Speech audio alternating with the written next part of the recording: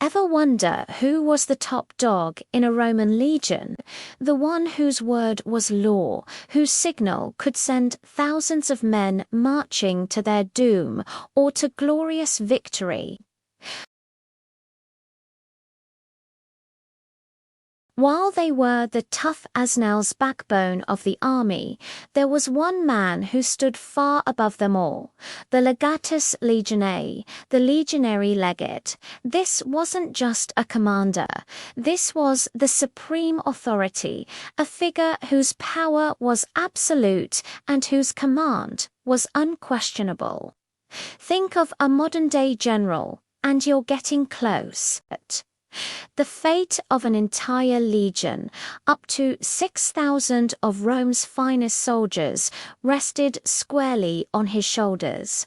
So, how did one man wield so much power, and what did it take to become the ultimate Roman commander? Let's march back in time and uncover the story of the Legatus. The path to becoming a Legatus Legionis was a long and prestigious one, deeply intertwined with the Roman political ladder known as the cursus honorum. This wasn't a job for a career soldier who rose through the ranks. Instead, it was a political appointment reserved for men from the elite senatorial class. Typically, a future legate would begin his career in his late teens or early 20s, often starting as a military tribune. This initial taste of military life was crucial.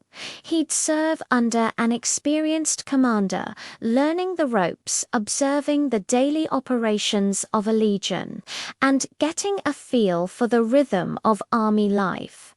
It was a learning experience, a chance to understand the institution he might one day command.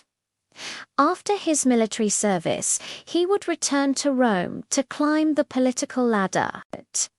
He'd run for offices like quaestor, managing finances, and then aedile, overseeing public works and games. The next major step was becoming a praetor.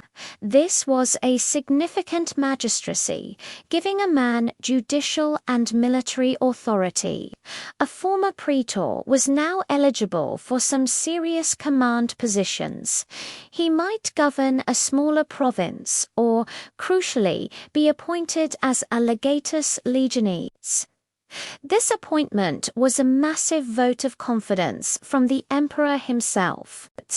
The emperor, or a provincial governor acting on his behalf, would handpick a man he trusted, someone with the right political connections, proven loyalty, and a respectable background.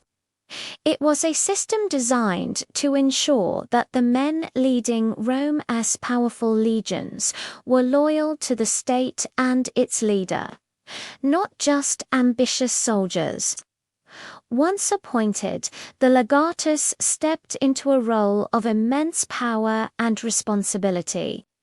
He was the CEO, the general, and the judge of his legion, all rolled into one. His primary duty, of course, was to lead his men in battle. On the battlefield, his position was at the forefront of the command structure. He would be on horseback, surrounded by his personal staff, which included trumpeters to relay signals, standard-bearers, and trusted junior officers. From this vantage point, he observed the flow of the battle, made snap decisions, and directed his cohorts. Should he commit his reserves? Should he exploit a weakness in the enemy's flank? These were life-and-death decisions made in the heat of combat. A good legate needed a cool head, a sharp tactical mind, and the ability to inspire unwavering confidence in his men. But his job didn't end when the fighting stopped. The legatus was responsible for everything his legion did. This included the endless training and drilling that kept the Roman military machine so sharp. He would oversee route marches, weapons practice, and the construction of fortified camps every single night they were on the move. Discipline was his domain. While centurions handled the day-to-day enforcement, the legatus was the ultimate judicial authority. He had the power of life and death over his soldiers, a power known as jus vita nescit. He could order punishments ranging from floggings to decimation, a brutal practice where 1 in every 10 men of a disgraced unit was executed. Thankfully, this was rare, but the threat alone was a powerful tool for maintaining order. The legatus also functioned as a diplomat and administrator. In a frontier province, he might be the highest-ranking Roman official for hundreds of miles. He would negotiate with local tribes, oversee the construction of roads and aqueducts, and ensure the collection of taxes. He was the face of Roman power in the region. His headquarters, the Principia, in a permanent fortress, was the nerve center of the entire operation. Here, he would hold council with his senior officers, like the 6 military tribunes and the camp prefect, the praefectus castrorum. This team of senior staff advised him, but the final decision always rested with the legatus. He was the single point of failure or success. Let's compare him to his subordinate officers to truly grasp his status. The senior tribune, the tribunus Laticlavius, was his second in command. This young man, also from the senatorial class, was essentially an apprentice legate, learning the ropes for his own future command. The other 5 tribunes were from the equestrian class and served as staff officers. Then there was the praefectus castrorum, a veteran officer, a former senior centurion who had risen as far as a non-senator could. He was the legion's 3rd in command and an expert in logistics, training, and camp organization. He was the practical, experienced hand that helped the politically appointed legate manage the legion, and, of course, the famous centurions. They were the commanders of the centuries, the tactical building blocks of the legion. They led from the front and were responsible for the discipline and performance of their 80 men, while the centurions were the heart and soul of the legion on the ground. The legatus was its brain. He was thinking about the bigger picture, the strategic objectives set by Rome.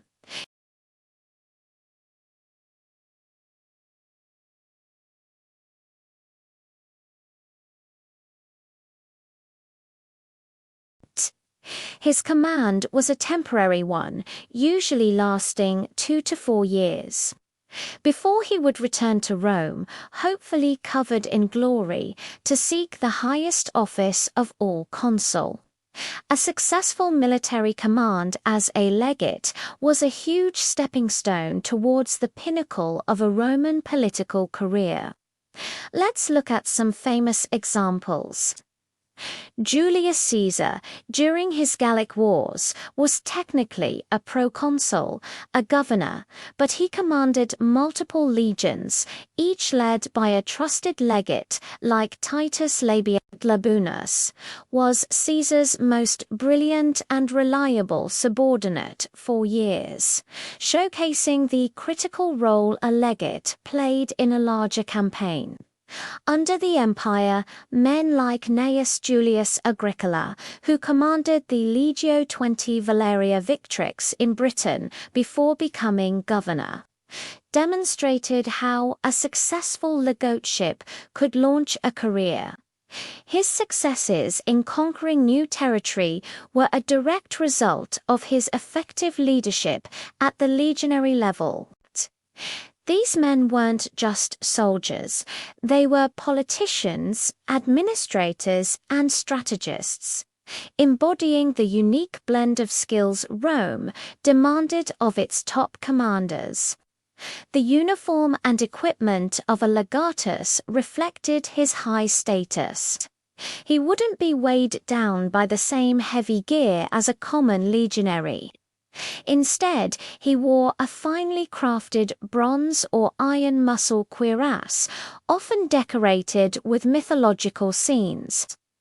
Over this, he'd wear his paludamentum, a distinctive purple or scarlet cloak fastened on one shoulder, a symbol of high command.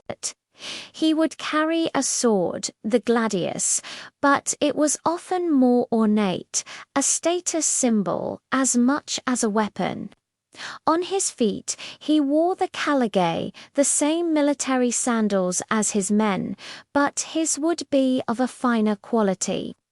He was set apart, but still a soldier among soldiers. This visual distinction was important.